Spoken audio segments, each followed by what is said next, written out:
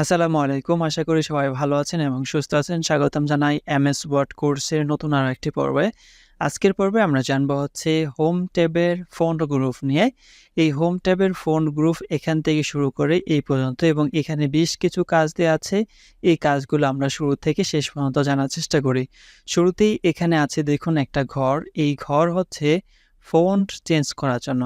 এই যে এই লেখাগুলা আছে, এই লেখাগুলাকে যদি আমি ফন্ট চেঞ্জ করতে হয় তাহলে শুরুতেই আমার এই লেখাগুলাকে সিলেক্ট করতে হবে। ঠিক আমি যতটুকু লেখা সিলেক্ট করব, সিলেক্ট করার পরে আমি এই অ্যারো চিহ্নতে ক্লিক করে দিব। তখনই আমি দেখতে পারবো ফন্ট অপশন এবং এই অপশনটাকে ওপেন করার জন্য control plus shift plus F এ যখন আমরা ক্লিক করে দিব, তখন এই অ্যারো চিহ্নটা আমাদের সামনে চলে আসবে। আসার পরে এই যে একটা বার আছে, এই বারটাকে যখন আমি উপর থেকে নিচ পর্যন্ত নিতে থাকবো, তখন আমি দেখতে পারবো একই সাথে বাংলা, ইংলিশ ফন্ট কিন্তু এখানে দেয়া আছে। তো এখান থেকে আপনার যেই ফন্ট ভালো লাগে, যেই ফন্ট পছন্দ হয়, সেই ফন্টটাই কিন্তু আপনি এখান থেকে নিতে পারবেন। এখানে দেখুন একটা ফন্ট দেয়া আছে, সেটা হচ্ছে টাইমস নিউ রোমান নামে একটা ফন্ট আছে। এই ফন্টটা হচ্ছে মানে অফিসিয়াল ফন্ট। এই ফন্টটা আপনি সকল জায়গায় ব্যবহার করতে পারবেন। অফিস আদালত থেকে শুরু করে সব জায়গায় ব্যবহার করা যায়। এই ফন্টটা শুরুতে উপরে দেয়া থাকবে না। আপনি যখন টাইমস নিউ রোমান লিখতে থাকবেন তখন কিন্তু এটা চলে আসবে। এটা অথবা আপনি এখান থেকে খুঁজেও নিতে পারেন। শুধু টাইমস নিউ রোমান না, এছাড়াও কিন্তু আরও অনেকগুলা অফিসিয়ালি ইউজ করার মতো ফন্ট আছে। এখান থেকে আপনি খুঁজে বের করে সেই ফন্টগুলা ইউজ করতে পারবেন। এখানে একটা জিনিস খেয়াল রাখতে হবে, যখন আমরা একটা ফন্ট ইউজ করব, আসলে এই যে পাওয়ারফুল লেখাটা আছে, এই পাওয়ারফুল লেখাটা যদি বোঝা না যায়, তাহলে আমাদের এই ফন্টটা ইউজ করার কি মানে হয়? দেখুন এখানে অনেকগুলা কিন্তু এলোমেলো করা ফন্ট আছে। এই যে একটা ফন্ট, আমি এই যে সিলেক্ট করব, সিলেক্ট করার পরে এখানে চলে যাই। যার পরে এই যে ফন্টটা দেখুন একটু বুঝতে কিন্তু অসুবিধা হচ্ছে। আমি যখন নিচে যাব তখন কিন্তু মানি টাইপোগ্রাফির মতো, আঁকাআঁকির মতো কিন্তু অনেকগুলা ফন্ট পাবো। আমরা এমন কোনো ফন্ট ব্যবহার করব না যেই ফন্টে আসলে আমরা যেই জিনিসটা লিখছি ওই জিনিসটা বোঝাই যায় না।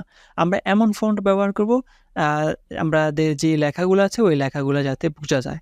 এ হচ্ছে ফন্ট সিলেক্ট করার জন্য এবং এতটুকু জায়গার যে লেখাগুলো আছে সেই লেখাগুলো অথবা এই পুরো পেজের লেখাগুলোকে আমি সিলেক্ট করে যদি একটু বড় করতে চাই, সেক্ষেত্রে এই যে একটা অ্যারো চিহ্ন আছে ফন্ট সাইজের জন্য, এটার কিবোর্ড শর্টকাট হচ্ছে কন্ট্রোল প্লাস শিফট প্লাস হচ্ছে পি। কন্ট্রোল প্লাস চাপা লাগবে না, কন্ট্রোল শিফট পি দিলেই কিন্তু আপনার হচ্ছে এটা চলে আসবে। এটাকে মানে সহজে বোঝানোর জন্য প্লাস দিয়ে আর কি বোঝানো যায়। এই অ্যারো চিহ্নতে যখন আমরা ক্লিক করব, সর্বমোট আমরা এখানে ৭২ পর্যন্ত বড় করতে পারবো। আমরা অত বড় করব না। এখানে ১২ অথবা ১৪, ১৬ তে আমরা রাখতে পারি। ১৬ তে দিয়ে দিলাম। এখান থেকে দেখুন উপর থেকে নিচ পর্যন্ত যতগুলা ফন্ট আছে সবগুলা কিন্তু ১৬ হয়ে গেল। এরপরে আমরা এখান থেকে টেক্সটটা সিলেক্ট করব। সিলেক্ট করার পরে দেখুন এখানে একটা অপশন দেয়া আছে ইনক্রিজ ফন্ট সাইজ। এখানে যখন আমরা ক্লিক করতে থাকবো তখন হচ্ছে ফন্ট সাইজ এক করে বৃদ্ধি হতে থাকবে। আপনি যে এই ফন্ট সাইজের ঘরে দেখতে পারবেন। আপনারা যখন ক্লিক করব তখন কিন্তু ২২ হইছে। আবার ক্লিক করব ২৪ হইছে। তার মানে ২ করে। এখানে যখন আমরা আবার ক্লিক করে থাকবো তখন আবার ২ করে কিন্তু এগুলা এখান থেকে মাইনাস হতে থাকবে। তারপরে এখানে আছে হচ্ছে আপনার একটা জিনিস চেঞ্জ কেস। এই জিনিসটা কি? চেঞ্জ কেস জিনিসটা হচ্ছে এখানে লেখা আছে দেখুন, শুরুর ওয়ার্ডটা হচ্ছে আপনার বড় হাতের, তারপরেগুলা হচ্ছে ছোট হাতের। এই লেখাগুলার যদি আপনি কেসটা চেঞ্জ করতে চান, যেমন সেন্টেন্স কেস নামে একটা অপশন আছে। আপনি যখন এখানে ক্লিক করবেন অটোমেটিক্যালি কিন্তু এটা এখন সেন্টেন্স কেস দেয়া আছে। শুরুর ওয়ার্ডটা আপনার হচ্ছে বড় হাতে থাকবে আর বাকিগুলো যেই ওয়ার্ড আছে সেগুলা সবগুলো ছোট হাতে থাকবে। এখানে গিয়ে যদি আমি অ্যারো চিহ্নতে ক্লিক করে লোয়ার কেস দিয়ে দেই, তাহলে সবগুলা ছোট হাতের থাকবে। দেখুন যতগুলা বড় হাতের ওয়ার্ড ছিল সবগুলা ছোট হাতের হয়ে গেছে। আবার এখান থেকে এসে যদি আমি আপার কেস দিয়ে দেই, তাহলে এখান থেকে শুরু করে এই পর্যন্ত যতগুলা ওয়ার্ড আছে সবগুলা ওয়ার্ড কিন্তু বড় হাতের হয়ে গেল। আবার এখান থেকে এসে যদি আমি এই যে ক্যাপিটালাইজ এ ক্লিক করে দেই, তাহলে প্রত্যেকটা এই যে ভিডিও একটা ওয়ার্ড, এই ভিডিওর বিটা বড় থাকবে, প্রোভাইডস একটা ওয়ার্ড, এটার পিটা বড় থাকবে, এটা বড় থাকলো, পাওয়ারফুলের পিটা বড় থাকলো, ওয়ের ডব্লিউ, তারপর হচ্ছে টু, টি, হেল্পের এইচ, প্রত্যেকটা কিন্তু এভাবে প্রথম অক্ষর বড় হাতের থাকবে। এবার এখান থেকে এসে যদি আমি টুগল কেসে করে দিই, তাহলে প্রত্যেকটা ছোট হাতের এবং বাকি সবগুলা বড় হাতের থাকবে। ওয়ার্ডের শুরুর ওয়ার্ডটা হচ্ছে ছোট হাতের, বাকিগুলা হচ্ছে আপনার বড় হাতের।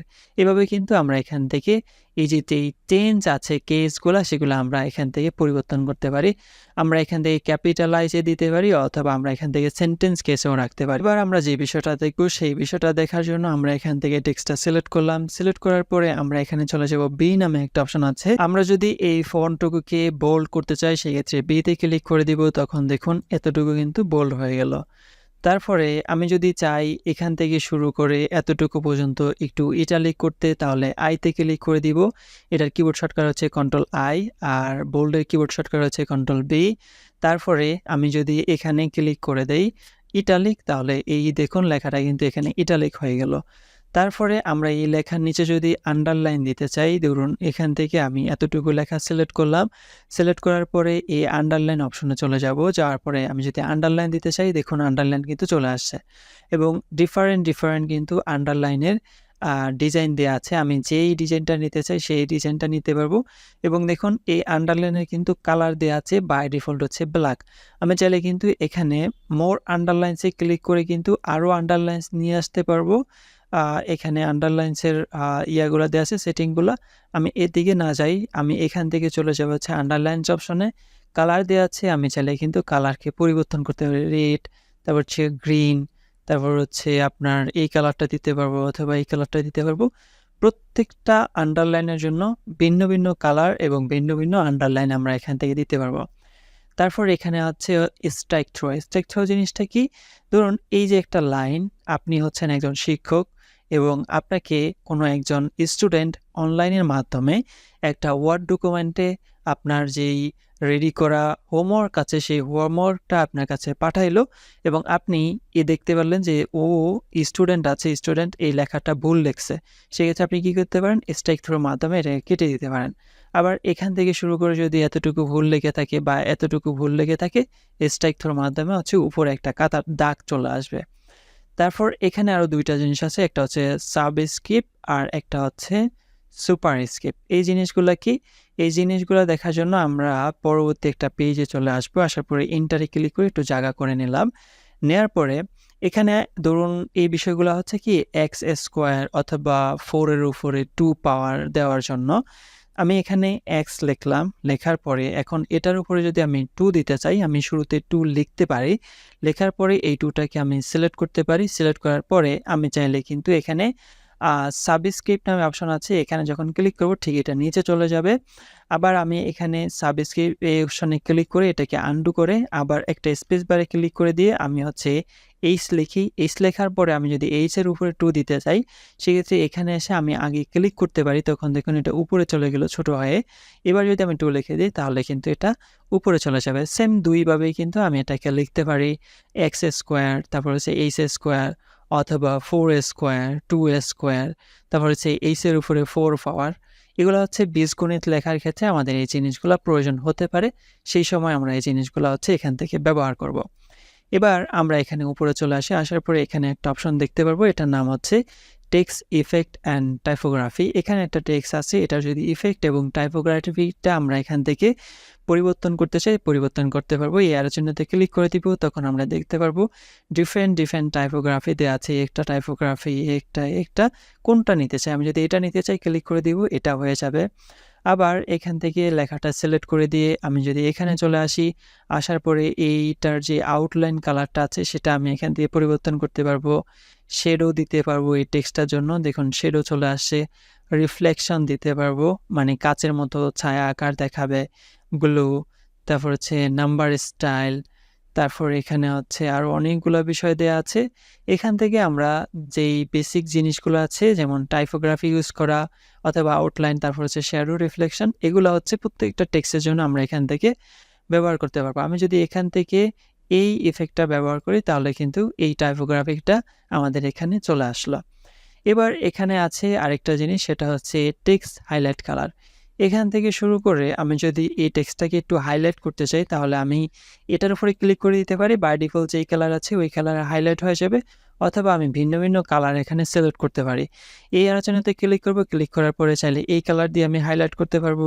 তারপর হচ্ছে এখান থেকে এতটুকু জায়গা নিয়ে আমি চাইলে এই কালার দিয়ে হাইলাইট করতে পারবো অথবা এই কালার দিয়ে হাইলাইট করতে পারবো। এক একটা কালার দিয়ে হচ্ছে আমি এই টেক্সটের যে হাইলাইটের জিনিসটা আছে সেই জিনিসটাকে আমি হাইলাইট করতে পারবো। তার পরবর্তীতে হচ্ছে ফন্ট কালার। ফন্ট কালার দেখুন এখানে বাই ডিফল্ট ব্ল্যাক আছে।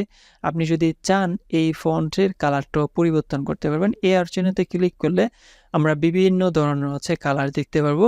ঠিক এখান থেকে আমি যখন কালারের উপরে মাউসের যে কার্সরটা আছে ওটা হোভার করতে থাকবো, ঠিক এখানে আমরা মানে প্রিভিউটা দেখতে পারবো। এখানে এসে আমি যদি এই কালারটা সিলেক্ট করে দিই, তখন আমার সিলেক্ট করা অতটুকু কালারের জন্য কিন্তু এখানে কালার চলে আসছে। এরো চিহ্নতে ক্লিক করে আমি চাইলে আরও অন্যান্য কালার দিতে পারি। তারপর গ্রেডিয়েন্ট কালার দিতে পারবো। এই যে রিডিং একটা লেখা আছে, এই লেখাটা যদি আমি এখানে গ্রেডিয়েন্ট কালার দিতে চাই, আমি এই টেক্সটের সাইজটা একটু বড় করি। বড় করার পরে আমি এই অ্যারো চিহ্নতে চলে যাব, এখানে গ্রেডিয়েন্টে চলে যাব। যাওয়ার পরে যদি দুইটা কালারের কম্বিনেশনে আমি যদি এখানে কালার দিতে চাই, সেক্ষেত্রে আমি এখানে কালার কিন্তু দিতে পারবো। এখানে আমি প্রথমে একটা কালার সিলেক্ট করতে হবে। আমি ধরুন এই কালারটা সিলেক্ট করলাম।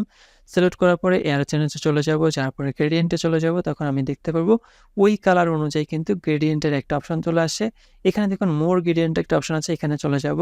যাওয়ার পরে আমাদের এখানে ফরম্যাট টেক্সট ইফেক্ট নামে একটা অপশন চলে আসবে। এখানে আমরা এই অ্যারো চিহ্নতে ক্লিক করে কিন্তু ফিল কালার নিতে পারি। আমরা এই গ্রেডিয়েন্ট ফিলে ক্লিক করে দিব, যেহেতু আমরা গ্রেডিয়েন্ট কালার নিতে যাচ্ছি। এই যে অ্যারো চিহ্নগুলো আছে, অ্যারো চিহ্নগুলো যখন আমরা ডিফারেন্ট কালার দিব, তখন ডিফারেন্ট কিন্তু এখানে গ্রেডিয়েন্ট কালার চলে আসবে। এইটার কালার যদি আমি এখান থেকে পরিবর্তন করে হোয়াইটের জায়গায় ধরুন ইউলো দিলাম, দেখুন ইউলো একটা ভাব চলে আসছে। তারপর এটাকে কিন্তু আমি এখানে মাউসের লেফট বাটন ক্লিক করে এদিক সেদিক এগুলাকে আমি নিতে পারবো। এটার যে কালার আছে এই কালারটা পরিবর্তন করে এটা দিলাম, তখন আমরা এখানে দেখতে পারবো জিনিসটা। এটার যে কালারটা আছে এটাকে পরিবর্তন করে আমি যদি এখান থেকে এই কালারটা দেই, তখন এখানে আমরা দেখতে পারবো জিনিসগুলা। আমি এটাকে যদি বড় করে দিই, তখন এই কালারগুলো আমরা এখানে দেখতে পারবো। এবং এটার যে কালারটা আছে এই কালারটা পরিবর্তন করে যদি আমি রেড কালার দিই, তখন দেখুন নিচের যে কালারটা আছে সেই কালারটা রেড হইলো। এবং প্রত্যেকটা জিনিস এখান থেকে আমরা করতে পারবো। ট্রান্সপারেন্সি কতটুকু আছে সেগুলোকে আমরা এখান থেকে মিনিমাইজ করতে পারবো। টাইপ কি, এই টাইপটা আছে লিনিয়ার, আপনি চাইলে রেডিয়াল দিতে পারেন। তখন এই ডান থেকে শুরু করে বামের দিকে যাবে, অথবা বাম থেকে শুরু করে ডানের দিকে যাবে। এটাকে আপনি পরিবর্তন করে যদি রেক্টেঙ্গুলার দেন, তখন রেক্টেঙ্গুলার হবে। তারপর যদি এটাকে পরিবর্তন করে পাতে দেন, তখন পাতে হবে। তো এটাকে আমরা এখান থেকে রেডিয়াল রাখি। তখন আমরা দেখতে পারবো এটার জন্য আমরা একটা যে ফরম্যাট আছে সেটা আমরা এখান থেকে ব্যবহার করতে পারলাম। গ্রেডিয়েন্ট ফিল কালার আমরা এখান থেকে ব্যবহার করতে পারলাম, এবং এখান থেকে ক্লিক করে আমরা এটাকে রিমুভ করে দেই। এবং এখানে দেখুন একটা অ্যারো চিহ্ন দেওয়া আছে, এটাকে বলা হয় ডায়লগ বক্স। তার আগে আমাদের এখানে একটা কাজ আছে, এই কাজটা ক্লিয়ার ফরম্যাটিং। ক্লিয়ার ফরম্যাটিং জিনিসটা কি? দেখুন এখানে আমরা একটা ফরম্যাট ইউজ করছি। এটার জন্য কি ইউজ করছি? বোল্ড করা আছে, টাইপোগ্রাফি অ্যাড করা আছে। আমি এক ক্লিকে যদি এই সবগুলা ফরম্যাট ডিলিট করতে চাই, তাহলে এই ক্লিয়ার ফরম্যাটে ক্লিক করে দিব, তখন দেখুন ফরম্যাটটা চলে গেল। আবার এখান থেকে সিলেক্ট করে যদি এতটুকুর আমি ফরম্যাট এখান থেকে ক্লিয়ার করতে চাই, ক্লিক করে দিব, ফরম্যাট এখান থেকে ক্লিয়ার হয়ে গেল। এবার আমরা এখানে এই যে অ্যারো চিহ্নতে ক্লিক করব, তখন আমরা এখানে এই ফন্টের যে ডায়লগ বক্সটা আছে, ঠিক এই ডায়লগ বক্সটাকে আমরা এখান থেকে ওপেন করতে পারবো। ওপেন করার পরে আমরা এই যে জিনিসগুলো এখানে করছিলাম, ঠিক এই জিনিসগুলো এখানে দেওয়া আছে। মানে এখানে আমাদের ফন্ট সাইজ করা আছে 16, আপনি চাইলে এখান থেকে 14 করতে পারবেন। তারপরে এখানে আপনার ফন্ট স্টাইল দেওয়া আছে রেগুলার, ইটালিক, বোল্ড ইটালিক করতে পারবেন। তারপর টাইমস নিউ রোমান ফন্ট দেওয়া আছে, আপনি চাইলে এখান থেকে অন্য ফন্ট সিলেক্ট করতে পারবেন। তারপর ফন্টের কালার অটোমেটিক দেওয়া আছে, সেটাকে আপনি পরিবর্তন করতে পারবেন। তারপর আন্ডারলাইন স্টাইল, মানে এখানে যেই কাজগুলো করা যায় ঠিক সেই কাজগুলাই কিন্তু এখানে দেওয়া আছে। Caps lock, all locks, hidden, তারপর সাবস্ক্রিপ, সুপার স্কিপ, তারপর স্ট্রাইক থ্রো জিনিসটাও কিন্তু এখানে দেওয়া আছে, এবং আমরা এখানে প্রিভিউ দেখতে পারবো।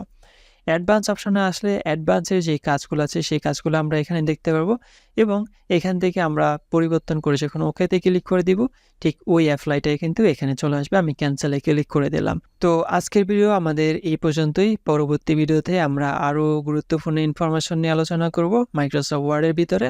দেখা হচ্ছে পরবর্তী ভিডিওতে।